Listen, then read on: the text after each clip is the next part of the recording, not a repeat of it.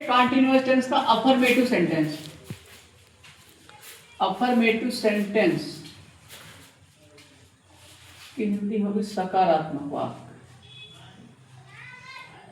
सकारात्मक वाक्य। इसका फॉर्मूला होगा, सबसे पहले सब्जेक्ट लगाएंगे, सब्जेक्ट लगाएंगे, फिर उसके बाद हम हेड लगाएंगे, फिर बीन, फिर उसके बाद वर्ब और वर्ब का आईएनजी फॉर्म, और उसके बाद ऑब्जेक्ट, फिर सिंस या फॉर। निश्चित समय रहेगा सिंस लगाएंगे, अनिश्चित समय रहेगा तो फॉर लगाएंगे। उसके बाद टाइम, उसके बाद टाइम जो दिया रहेगा, सबसे पहले सब्जेक्ट लिखेंगे, फिर हेड लिखेंगे, हेल्पिंग वर्ब, फिर बीन लगाएंगे, फिर वर्ब का आईएनजी फॉर्म, उसके बाद ऑब्जेक्ट, फिर सिंस, अगर निश्चित समय सिंस लगाएंगे, अनिश्चित समय फॉर लगाएंगे, फिर उसके लिए जो टाइम दिया रहेगा उसको लिख देंगे।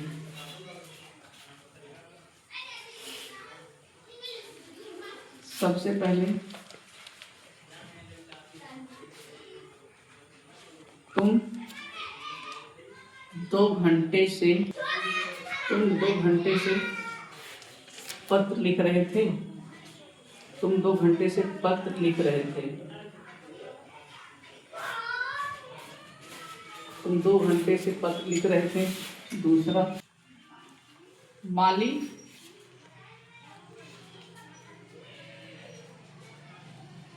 3 बजे से,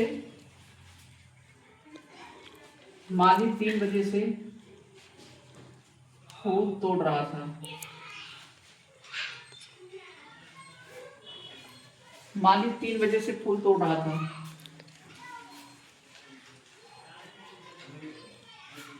अनामिका,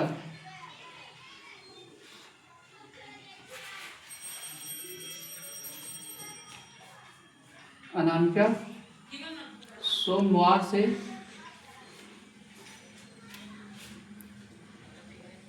अपना, अनामिका सोमवार से अपना गृह कार्य पूरा कर रही थी।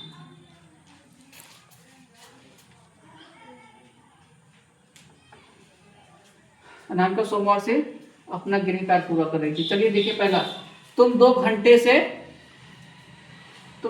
पत्र लिख रहे थे, तो इसमें सबसे पहले हम पहचानने की कोशिश करेंगे सब्जेक्ट, वर्ब और ऑब्जेक्ट। तो 2 घंटे से पत्र लिख रहा था, कौन लिख रहा था? तुम लिख रहे थे, ये हमारा सब्जेक्ट हो गया। इनके द्वारा जो काम किया जा रहा था, लिखने का काम किया जा रहा था। क्या लिख रहे थे? पत्र लिख रहे थे, तो ये ऑब्जेक्ट हो जाएगा। फिर उसके बाद फॉर्मूले में रखेंगे, तो सबसे पहले सब्जेक्ट है इसमें तुम, और तुम की इंग्लिश हो जाएगी यू। फिर उसके बाद हैड बीन, देखो चाहे सिंगुलर हो चाहे प्लूरल हो, सबके साथ हम हैड बीन लगाएंगे, ये आप ध्यान दीजिएगा। यू हैड बीन, उसके बाद वर्ब लिखना है, वर्ब है लिखना, लिखने की इंग्लिश होती है राइट, लेकिन फॉर्म आईएनजी लगाना है तो राइटिंग हो जाएगा, राइटिंग। और उसके बाद वर्ब लिखना है, वर्ब तो हो गया, ऑब्जेक्ट लिखना है राइटिंग अ लेटर। अब यहाँ पे हमको ये ध्यान देना है कि 2 घंटे से, अगर जहां पे 2 घंटे रहेगा तो वो हमेशा अनिश्चित समय में आता है, मतलब कि फॉर का प्रयोग करेंगे। तो for 2 hour, for 2 hours, full stop.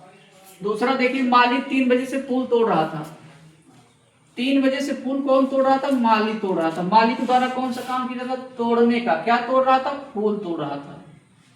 तो सबसे पहले सब्जेक्ट पहचान लिए हमको वर्ब भी पता चल गया, ऑब्जेक्ट पता चल गया, तो फार्मूला रख देंगे। सबसे पहले सब्जेक्ट है माली, माली का माली भी लिख सकते हैं, नहीं तो माली की इंग्लिश लिख देंगे द गार्डनर,